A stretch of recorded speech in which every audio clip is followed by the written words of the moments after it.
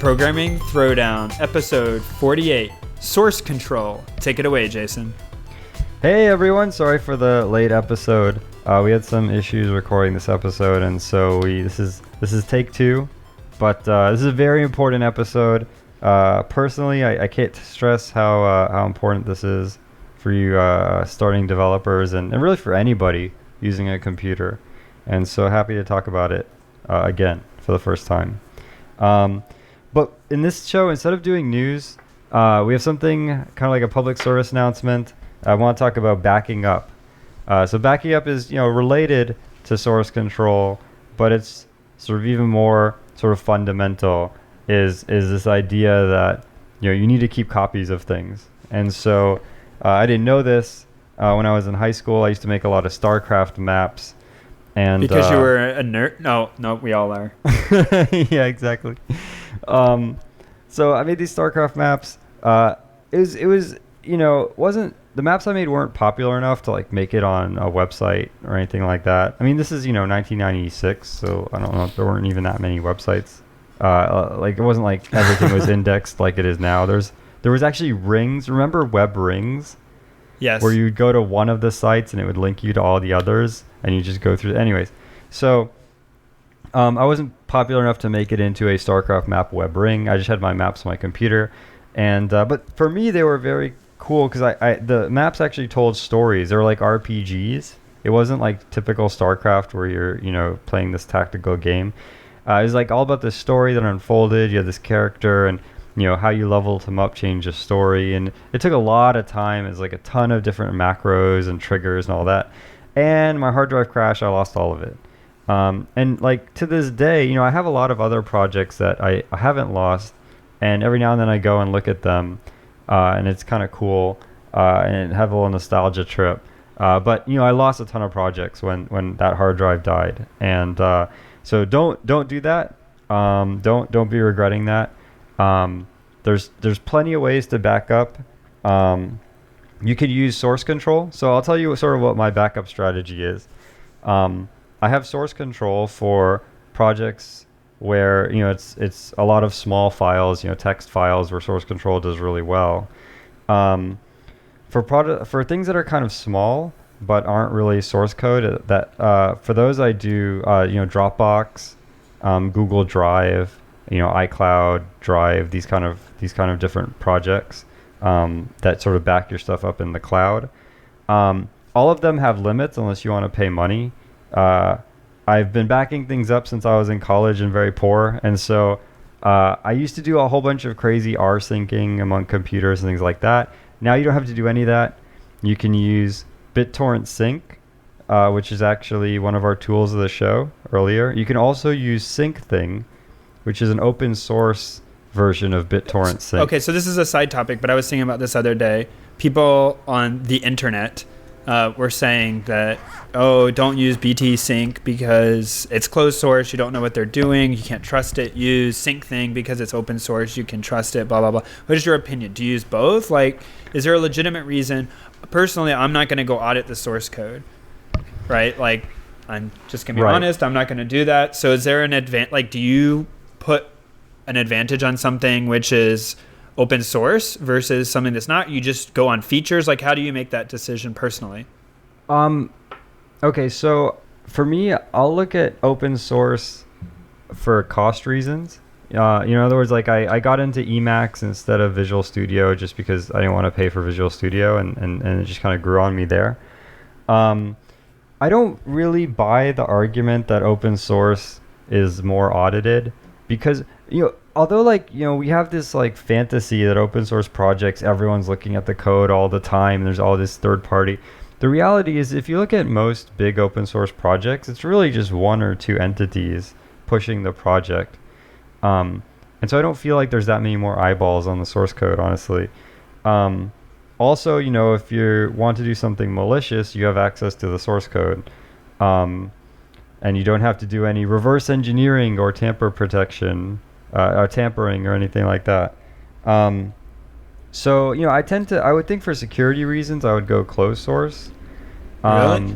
I feel like security reasons, I'd probably go open source. Really? Because I feel like someone will have taken a cursory look to say like, hey, but like you said, I have no proof of that.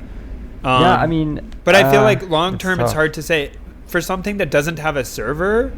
That's like for something that's just run on my computer or like run between two computers on my home network. It doesn't need to reach out to a third party. Like I don't worry about it as much, and I would only start to worry about it if it's like I'm depending on someone. I'm buying a piece of software, and I need them to be doing something on an ongoing basis as well. Like that makes me a little less happy. Yeah, right. Well, yeah, definitely when BitTorrent Sync was you had to pay per month. I didn't use it because anything you have to pay per month, it definitely like turns me off. I think we talked about this in the last episode. Yeah. But now it's just, I think it's $50 one-time fee, so it's totally reasonable. At the time, SyncThing blew up your processor, like not literally, but SyncThing would just max out my processor 24/7.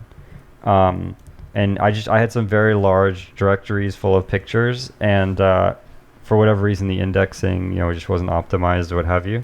And even though like nothing would change, I wouldn't even add any pictures, one of my cores would be at 100% and my laptop battery wouldn't last and things like that. Since then they fixed a lot of that, but I'd already migrated over to BitTorrent Sync, so I'd have to migrate back. But I did, just as a just for experimental reasons, I did reinstall SyncThing and try it, the latest version, and all those problems are fixed. So okay. I guess if I had to tell people, I would tell them to use SyncThing at this point because it's more mature. But when I started, it was in bad shape. I use BitTorrent Sync in all fairness, also because it has mobile clients. Oh, that's true. I forgot about that, but yeah, the mobile client is amazing. It just, every time you take a picture, and I don't need it that often, but I do occasionally, and also for, like you said, for pictures. Okay, so you use rsync, SyncThing, BT Sync between two computers you own. Right. So for files that are too big to fit on the cloud without spending money, I'll use BT Sync. Yeah. Like if you have, like in my case, I have terabytes of photos. I don't know what that would cost me per month, but it's much easier for me to. I actually have BT Sync running at my parents' house, so like literally, I take a picture with my iPhone, and then the next time I'm on Wi-Fi, it goes to my parents and to my desktop. Yeah, so, I need to set something like that up because that's really important. Is not just computers you have in your house, because if you have fire or theft or flood or whatever it may be, and you lose everything in your house, you really can't rely only on that. Yep, that's right. Although it's much better than relying on a single spinning bit of metal inside a metal case inside a computer. Oh yeah, that's that definitely could just go down randomly at any point, and you'd be faced with either just loss of it or paying large sums of money to attempt to recover it. Yep. The other thing is, this is a little bit orthogonal, but so I had a friend who lives in Berkeley. And went on Facebook and told everyone like he's so excited to go on vacation. Went on vacation and then was robbed while he was out of town. And the person they took all his electronics. And so like things he had on Dropbox he could recover, but anything even if he had backed it up on an external hard drive, it's still gone, right? Yeah. So I also use CrashPlan, which I think they changed their name now. I'd have to look. Which really? is a backup service that I pay for as well to back up my stuff to their servers. And people use some of the Amazon AWS EC2 Glacier, one of those acronyms at Amazon, to back up their data to the Amazon thing. So same idea sort of as backing it up to the Dropbox servers. Although I think there's some risk there that because it's not really meant purely for backup, that if your file somehow got accidentally deleted, it could get deleted in Dropbox's thing too. And it may be a little harder to get it back. Although I think they have ways of doing it. Yeah, I was going to say, if you have like Dropbox, there's a dot, I think it's like .archive folder in your Dropbox that has files you've deleted. They actually get moved there, and then I think that gets purged every few months or something. So yeah, but it's not really. Like I always feel better when something is designed for that purpose. Yep. Totally. meant for backing up. And there's other ones too. I think Carbonite is another one I hear about. I have not tried it. CrashPlan didn't change its name. It's still CrashPlan. Okay. But something that is an actual backup service who kind of are staking their reputation on like, and to be fair, I don't think I've needed but once in the 3 or 4 years I've had it. Like one time I needed to recover a couple files and it worked great. And other than that, I've not needed it. And so in that way, it's kind of just insurance, but it's helps me sleep better at night. Yeah, another thing that's really important is to back up in the other direction too from the cloud. So I have a friend. She's a reporter for I think The Verge. She's a reporter for some tech newspaper, and some hackers got access to her Gmail account, and they went on her Gmail and literally deleted all of her email, all of her photos, everything, just gone. I don't know if she ever got it back. I don't know if she was able to recover that by contacting Google over the phone. I'm not sure how that ended, but definitely, like, I have a Thunderbird instance on my desktop that just fetches all of my Gmail, using IMAP, and that way, if something like that does happen, at least I have a local copy of it. Yep. Although Yeah, I often go wonder, like, if all my emails just got really deleted, I might be better off. But yeah, that's right. It's a separate topic. Yeah, she actually never called Google, and she was much happier and reached nirvana. That's how the story ended. Another thing that's related is two-factor authentication. You definitely want to have that turned on. That's so, good. Actually, PSA you probably within know more the about PSA. this than me. I've only vaguely know about this. I mean, I have it, but...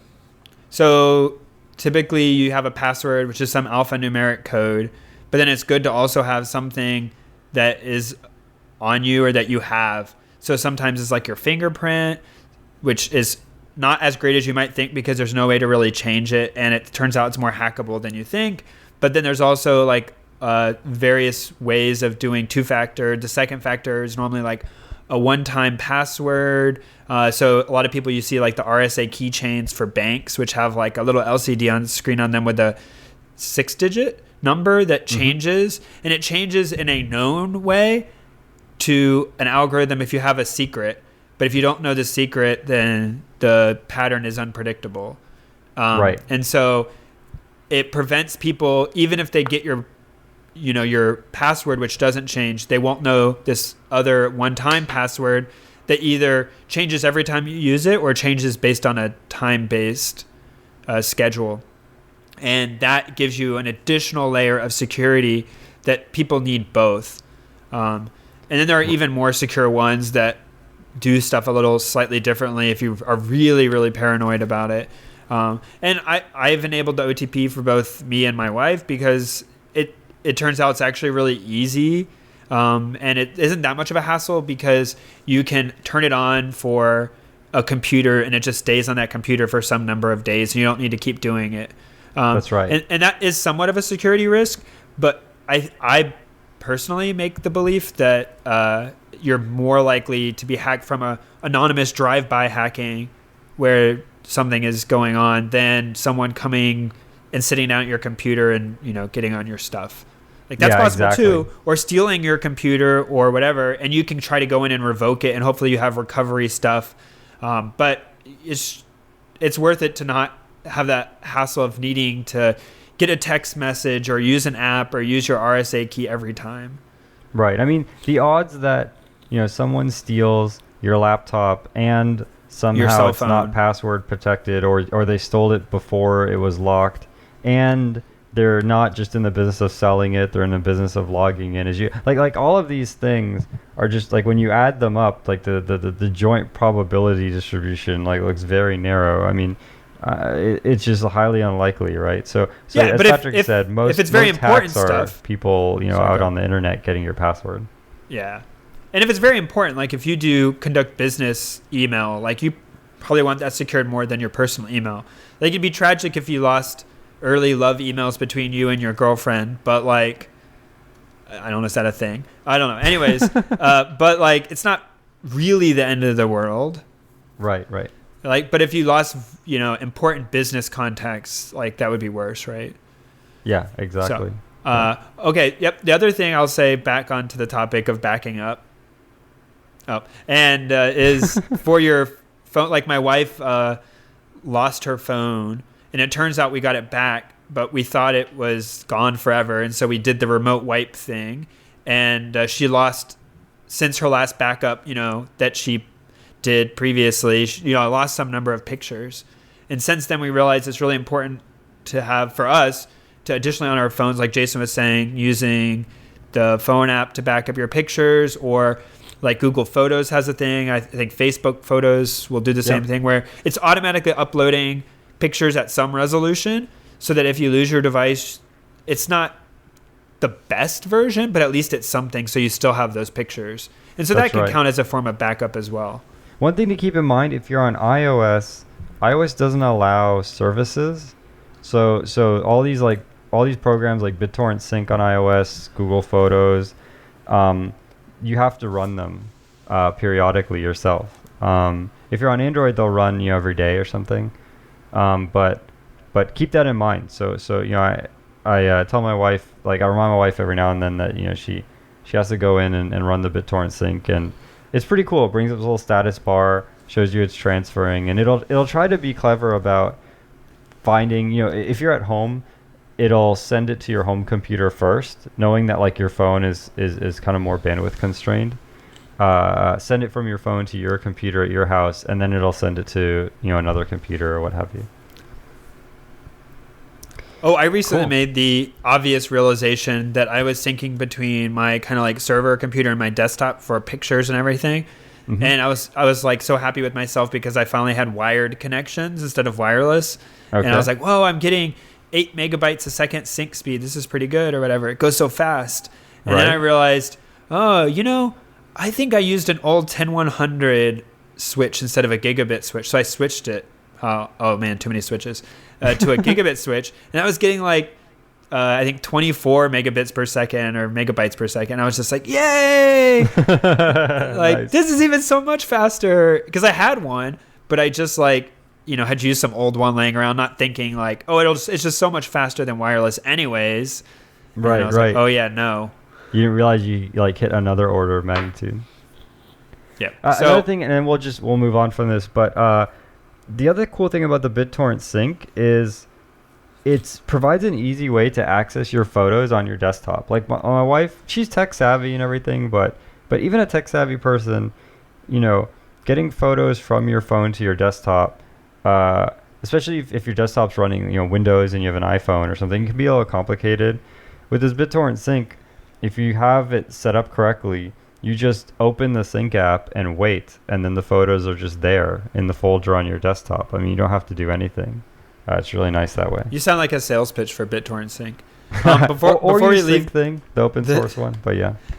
Before we leave the topic completely, I'll also say another strategies people employ, which is valid. They used to burn DVDs, but now I think storage is so big it's hard to do DVDs or even Blu-rays. I don't know.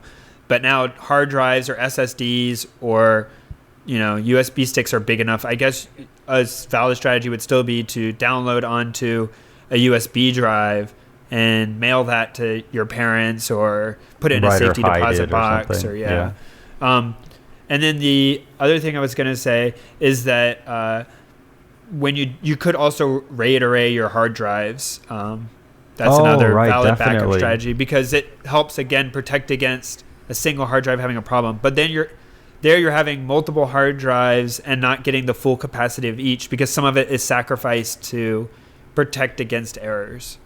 Yeah, so just to tell everyone real quick about RAID, the way RAID works, there's a couple of primitive versions of RAID. There's several versions. The first version is I don't even know what it's called, striping, I think. No, the first version is just where it just takes if you have 2 1 terabyte hard drives, it just concatenates them. So now you have a 2 terabyte drive. Logical drive. Right, but it's actually these 2 1 terabyte drives. And if you write to the sector, n/2+1, you're writing to the beginning of the second drive, right? There's also mirroring. And they don't have to be the same size or like really the same in any way, really. Right. There's also mirroring. In the case of mirroring, they do have to be the same size. And you want them to be the same performance or you'll get the performance of the worst one. Yep. And every time you write a bit to one of the hard drives, it writes it to both. So it's just like a mirror. It mirrors everything on the left hand with the right hand. But then it turns out, let's say you have 3 hard drives. Sure, you could do mirroring, and now you have 3 copies of everything. But statistically, that's kind of overkill. So if you kind of do some probability theory, you can get 95% redundancy, or you can guarantee that 2 or more drives have to fail within a few minutes. You can make that guarantee without having to sacrifice so much of your disk space. And so that's where these sort of RAID 5 and I think there's other ones, but RAID 5 is the most common. Yeah, so what you're saying is the chances are most of the time you'll fail because a single drive starts to have a problem. And as long as if you use 3 drives, you can get most of the capacity of 2 drives, I think is how it works out. Right. And the 3rd drive is used for kind of error checking the first 2. And then as long as if only 1 drive has an issue, you get to keep all your data. You can take away the bad, sick hard drive and put in a new one, and it'll essentially rebuild it, and then you'll be back to full protection.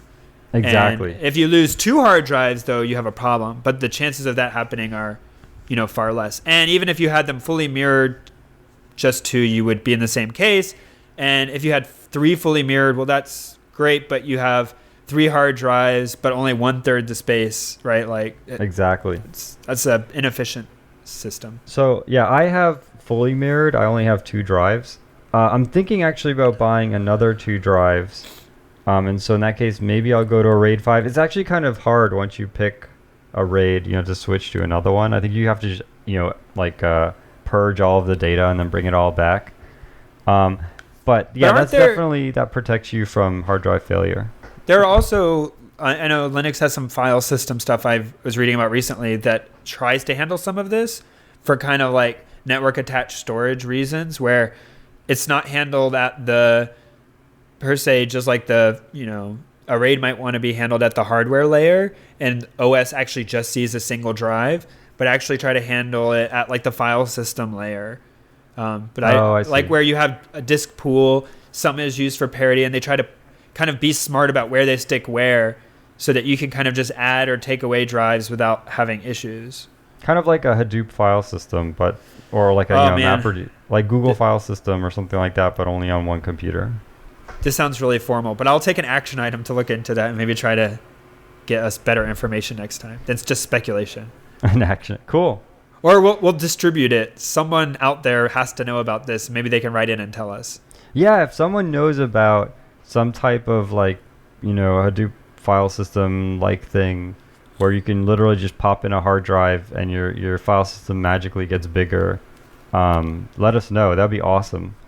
That'd be really, really fantastic. Yes. Cool. Okay, so time for book of the show. Book of the show. My book of the show is Kobolds Ate My Baby. It's really fun. It was out of print for a while. They brought it back. Really excited about that. I had pirated this because it was out of print. I literally could not get a copy. And I was, well, I mean, yeah. So as soon as it went back in print, I bought a copy. I'm very satisfied. They call it a beer and pretzels RPG. If people don't know, there's video game RPGs, but there's also true sort of role-playing games where you all sit around at a table and there's sort of this set of rules, and there's one person who arbitrates all of these rules, and everyone else has to sort of play these characters, and part of the rule sort of encourages you to assume the persona or personae of various characters, right? So this one in particular, every person is a kobold. Wait, it's not just personas. I think it's just personas. It's personas, or it's persona. Yeah. Persona and personas. Oh, it's personas. Okay. Yeah. Anyway. Sorry. So no, it's fine. Learn something new. In this you're a kobold. You have to sort of eat this baby. It's very hard to eat the baby. You always end up failing in just hilarious ways. But hopefully you get closer to the baby than anybody else. And along the way, there's a bunch of little rules that make it kind of fun to play, especially people who may not be into RPGs.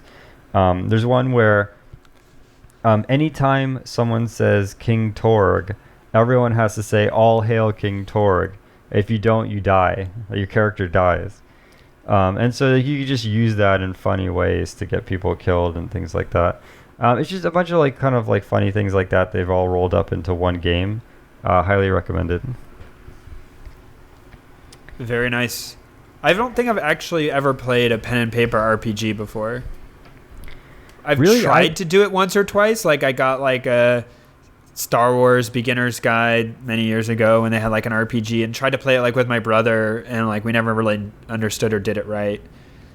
So yeah, I played D&D a little bit, and then we were playing it in school, and the school actually banned it. We only played it twice. There was a hysteria, happened. Yeah. Yeah, but it was that time where it was associated with witchcraft, all sorts of craziness. Yes. So it got banned. To be honest, I never really enjoyed it, the D&D. I only really like pen and paper RPGs that are satirical and funny and sort of tongue-in-cheek. Kobolds Ate My Baby is one of these. Paranoia RPG is another one. But any of the pen and paper RPGs that are serious, I just can't get into it. So. Yep, I just never played any of them. Oh, you should try this one. I guess I'm missing out. I think you'll like it. Yeah, but you have to have the problem with all those. You can't just be one person or even two people. Really, it really needs to be a group of people. That's right. Yeah. Yeah. I don't have that many friends. Okay. Anyways, moving on. My book of the show is Firefight by Brandon Sanderson. This is the sequel to. Oh no! It dropped out of my head. I have to look it up. Anyways, it's a sequel to his previous book that is called Steelheart. There we go. Thank you, okay. Amazon. And Steelheart is the first in this, I guess, universe. I think there is a series, they're calling it The Reckoners, and it's kind of a superhero universe. There are people with superpowers, but it's not like Marvel or DC superpowers. It's an interesting take on what superpowers are and what it means, and these superpowers kind of, do people necessarily have to change by having superpowers? Anyways, it's a pretty light read. It's lots of fun. You should obviously probably read the first one, Steelheart, first, which was a previous recommendation. If you read that one, this is the second one, Firefight. I also really enjoyed it. A little different kind of book than the first one, but very fun nonetheless. And this is a good opportunity to shill for our plug that if you would like to help support the podcast, you can listen to Firefight on Audible by going to audibletrial.com/programming throwdown, and you can get a free month at Audible, which means you get a credit, and for 1 credit you can download any of the many, many books they have. I actually pay for Audible on my own and listen to it on my commute because my commute stinks, and I like to listen to sci-fi, so I make it through a lot of sci-fi books, and I listen to them on Audible. I really enjoy it. You can get a 1-month subscription for free. After that, they'll charge you. But if you don't want it to be charged, just cancel after your first book, and you can get to keep it, because even if you, like Jason said, if you don't like paying month to month, which I also don't like being committed to, the nice thing is you still get to keep all your books that you've bought with your credit, so you don't have to keep paying. And the paying for me works out month to month cheaper than buying it straight up or whatever. Audiobooks can get very expensive. Yeah, they really can be, which makes sense. I mean, if you think about a movie is, well, I guess it's a lot more production. It's not 2 hours, 3 hours, but an audiobook can easily be 10, 20, 30 hours. The book I'm listening to now is 3 books in one, and it's 65 hours. Oh, wow. So that's like a week of commuting. Right. No, that's... Oh, wait, don't do that math. Wait, 60 hours? That's probably a month of commuting, right? No, even more than that, because if you say there's 20 work days. Oh, right, yeah, only at work. Yeah, right. Yeah. Anyways, cool. It's a lot, and I enjoy it, and it helps me pass the time. So, yep. Nope. I'm just saying, it helps me pass the time. So I like Audible. We're also on Patreon, which is pretty cool. If you want to support the show, you can donate to our Patreon, and every time we produce a show, I will kind of automatically make a donation, which is like a pretty cool setup they have there. So I definitely check that out. We definitely appreciate your donations. That's how we keep the lights on. So and you guys have been really good about supporting us and embracing our stuff. A couple of people have written in and like, hey, like, what's the deal? But like, if you don't want to, don't. Like, it's fine. Like, we don't require you to do that. We're not going to charge people to download the podcast and listen to it. Yeah, a couple of people said, they want to support the show, but they don't, they're not in a position financially to do that and things like that. And don't worry about it, man. I mean, we're going to do the show. And if you can support, that's great. And if not, if this show helps you, that's really what it means. That's really what we're doing it for, is to help people out. And don't feel like there's any pressure or anything like that. And if you don't like an episode, just download it and then turn it off. And then you can feel good about really pressing that delete button really hard. Yeah, that's right. You can use the what is it on the new iPhone, the Force Touch? Oh. Use the Force Touch, and just like if you press it hard enough, one of us will get punched. Delete with a grudge. Oh man. So time for tool of the show. My tool of the show is Qt. Sure, not a lot of people know what this is. It is a cross-platform GUI framework. It does more than GUI. It does like threading and things like that. But basically, C++ has a lot of sort of native things. I mean, if you want to do Linux, you're doing some kind of GTK kind of thing. If you're on Windows, you're using I don't even know. I guess Microsoft Foundation classes or whatever they have now. I guess some kind of .NET thing. If you're on Mac, you're using Cocoa or Carbon. There's a bunch of different platform-specific things, and so if you want to make like a cool desktop app, like if you take any of these cross-platform desktop apps, like Steam, for example, Steam uses Qt, so that way they can write the code once, and it runs on Linux, it runs on Mac, it runs on Windows, and in all three of them, it looks reasonable. Qt differs from WX widgets, which is one I recommended earlier in an earlier episode. WX widgets actually takes your code and transforms it into something native. So in other words, you build some form in WX widgets, and when you compile your code for OS X, you end up with Cocoa code. So it feels like you built a native app. Qt is different. Qt sort of has a layer in between, and Qt's goal is to try to give a uniform experience across all the different platforms. So that's the difference. Like WX widgets wants you to give a native but different experience on each platform, and Qt tries to give you a uniform experience on each platform, but it doesn't feel native. It turns out, in my opinion, Qt is way better. The reason is, I've used WX widgets. It sounds great in theory, the idea that people think you built the app just for them or just for their OS. But in practice, people know. I mean, what you'll end up with a button where, on Linux, the button doesn't fit right, but, you don't have time to adjust it for all the different OSs. Or on OS X, you use a pull-down menu in a weird way where you wouldn't have done that.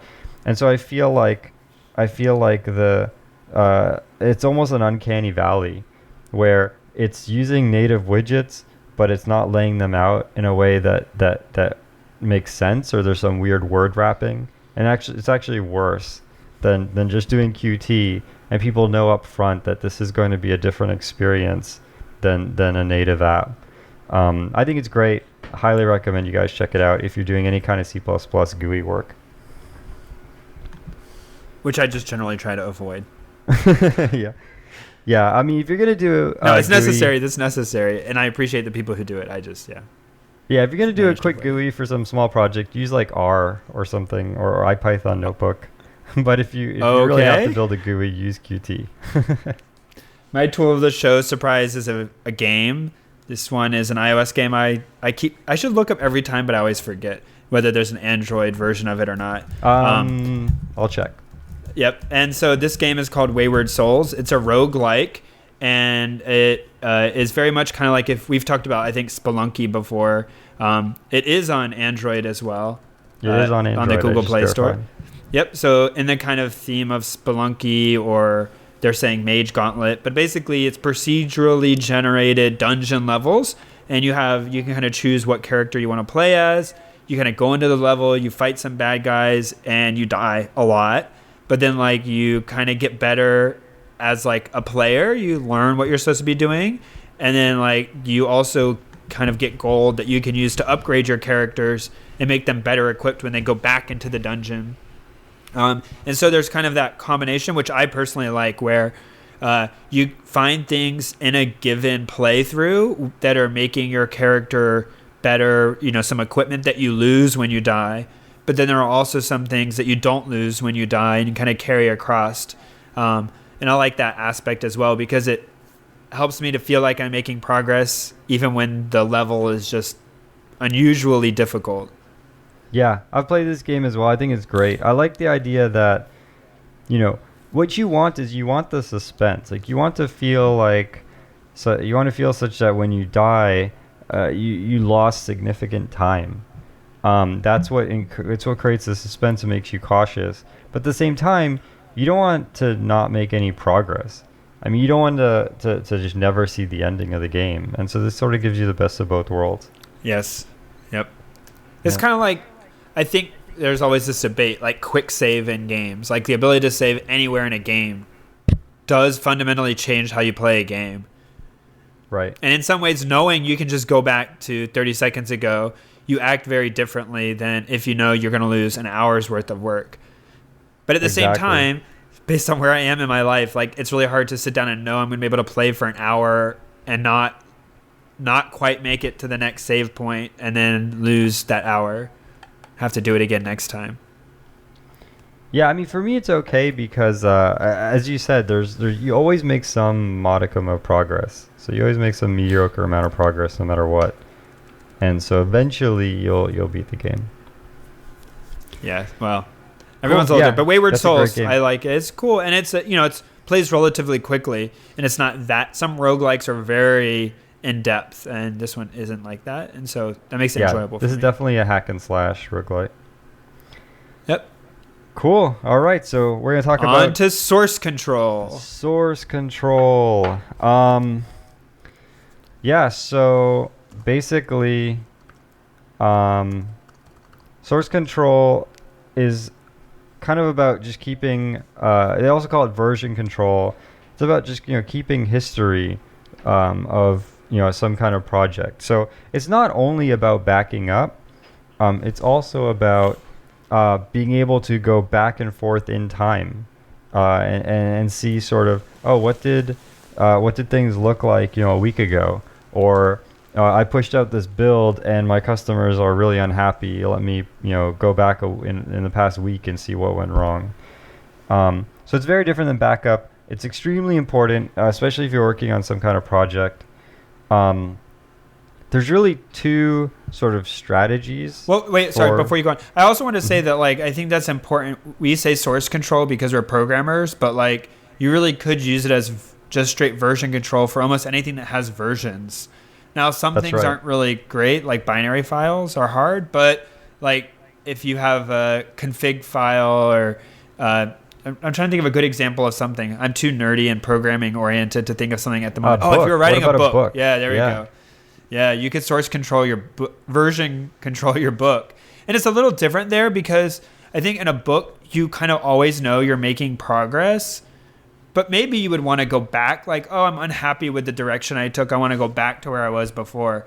And the thing in code is, like Jason said, is you introduce a bug and you want to be able to go back. Or specifically, you ship code to make a release that goes to a customer and they have a problem with that. You need the ability to go back to exactly what your source code was at that time and know that have the same thing you sent out. And so that if you make a fix, you know what exactly you fixed, rather than saying, they called me a month after I did it and I've added 3 features halfway and now crud. I either need to try to finish these features and hope I didn't introduce new bugs, or the right thing to do is to be able to go back to what you sent them and work on the bugs there, and then make sure you bring them forward as well, or whatever your solution is.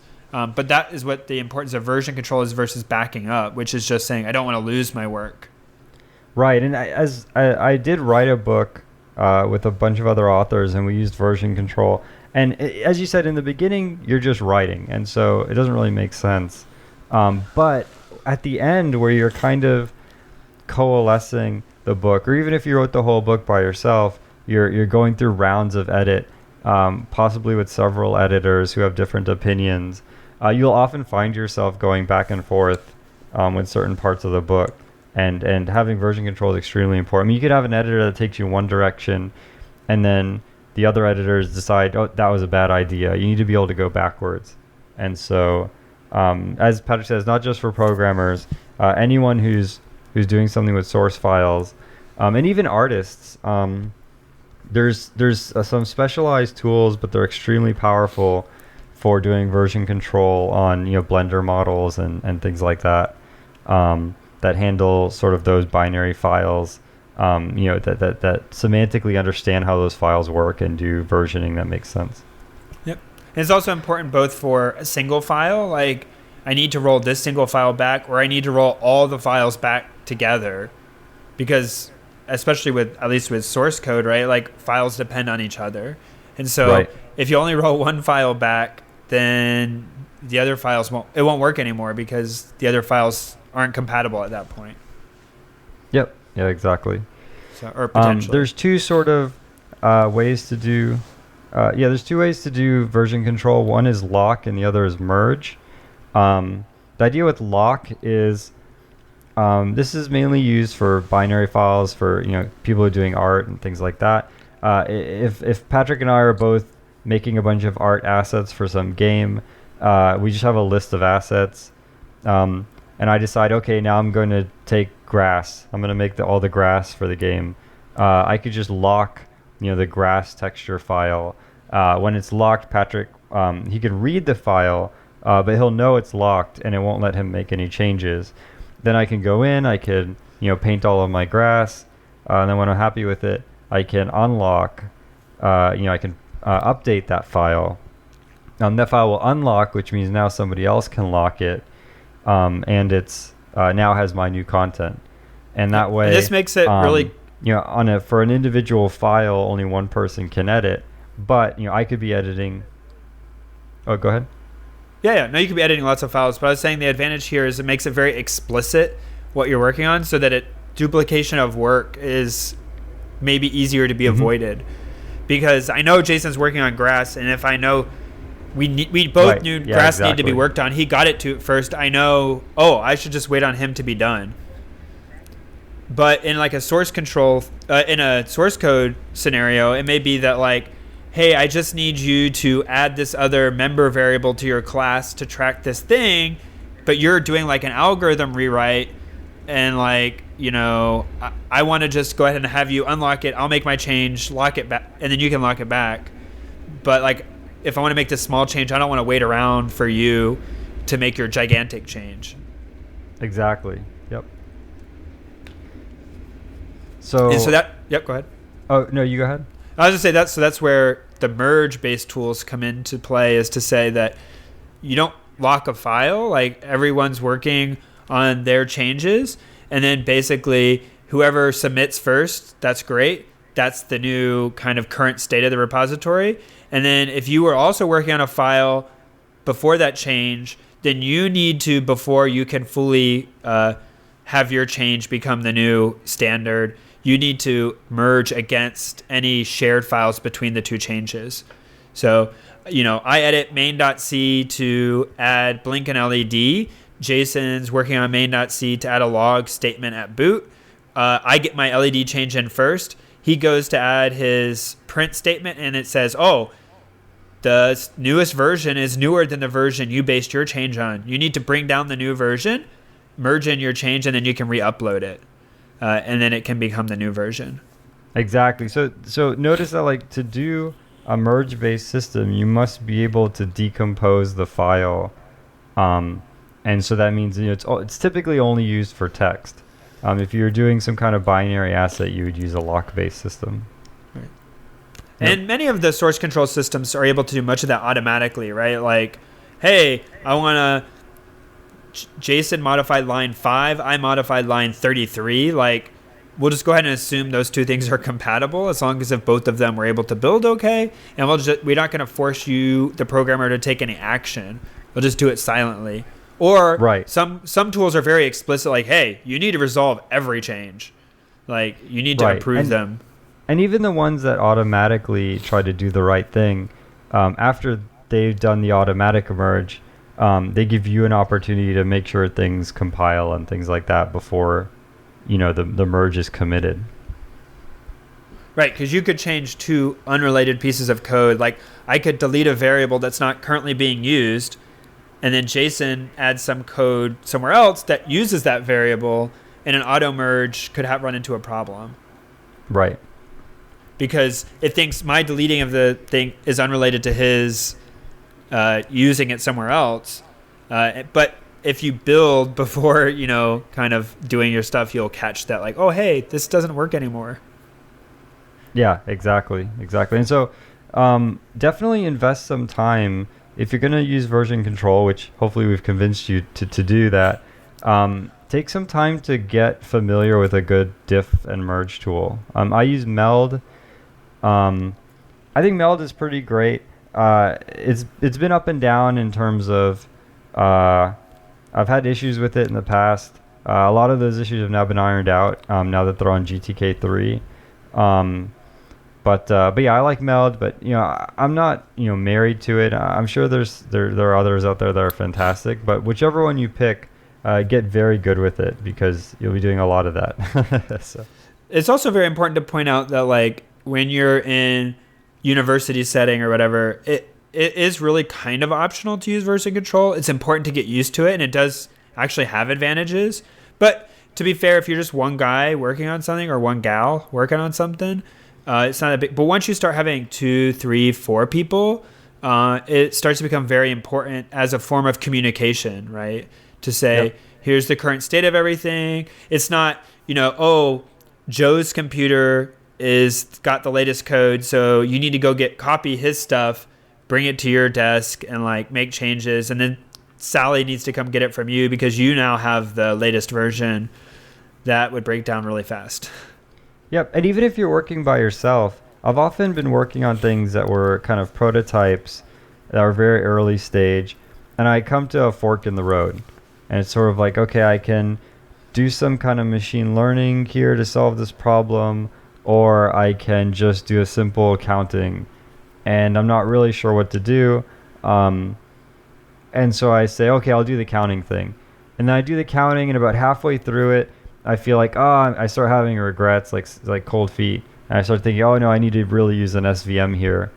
But I've already written half of the counting. I'm not feeling comfortable with it. But I don't want to lose that half in case I change my mind again, right? So this is exactly what branching is for, right? You would have, a branching, one branch that just does, simple accounting, another branch that does some kind of SVM, and you could keep them going in parallel.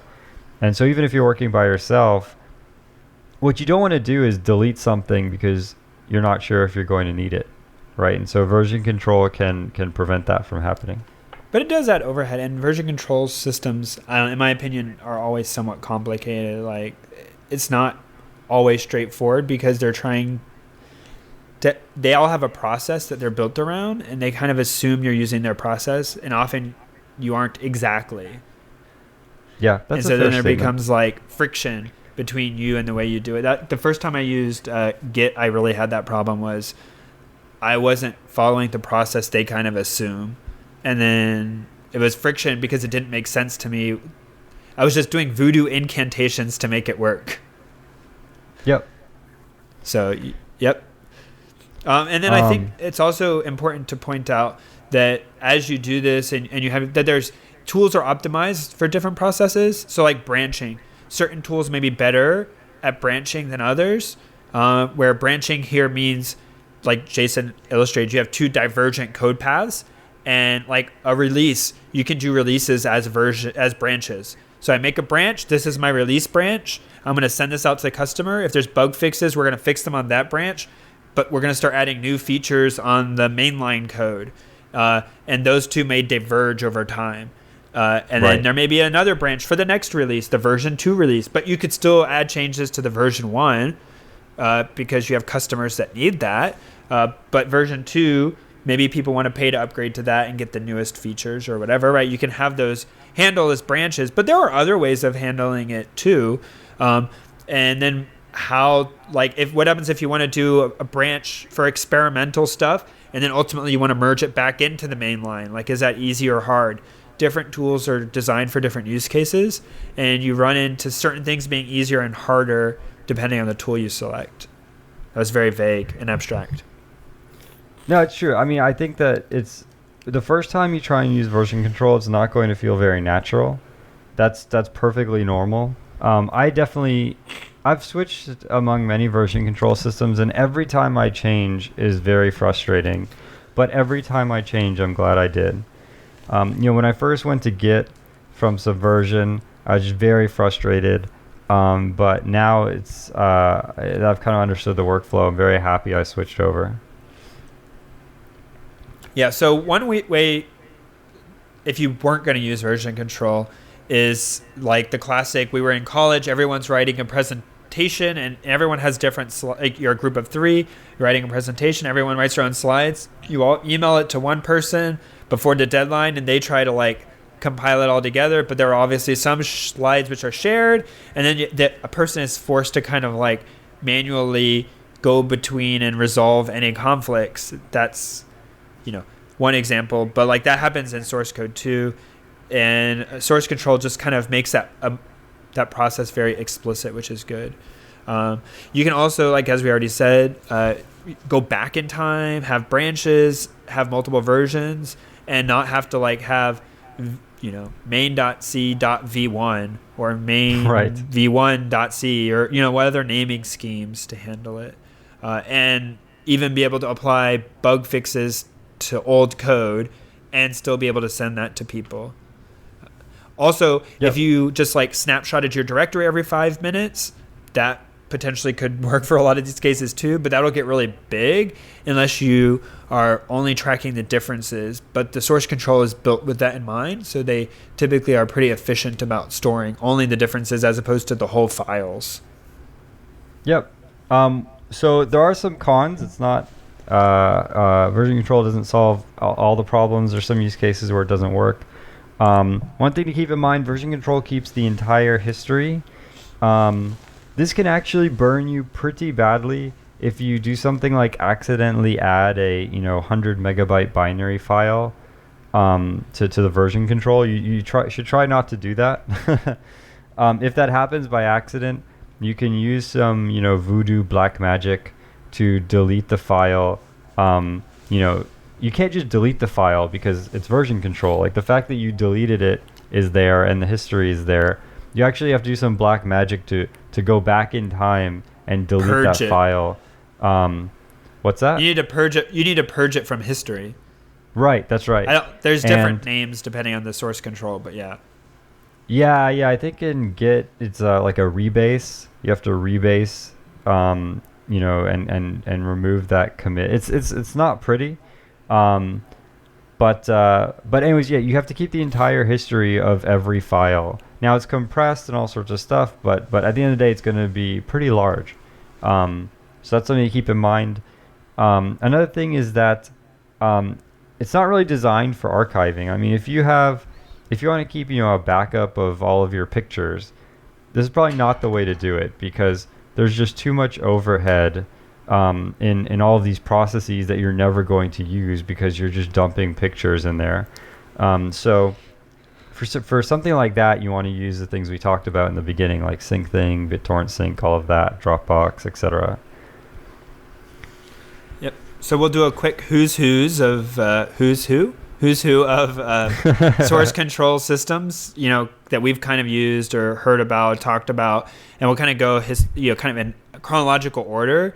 So you'll have heard some of these a lot of people heard of CVS, concurrent version systems. There's Rational Clear Case, Microsoft SourceSafe. A lot of people's first experience that are of a certain age. I don't know how to say that. Like if you worked in software at a certain time, that may have been your first encounter with it. Razor.